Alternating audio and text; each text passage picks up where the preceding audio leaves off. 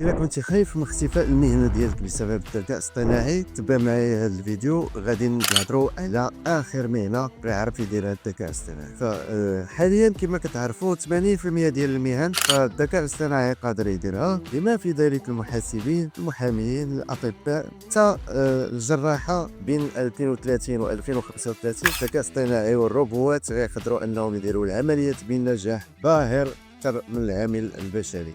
اذا هذه المساله مهمه بزاف. بزاف الناس كيسولوا ايوا شنو هما اخر المهن اللي غادي يبقاو.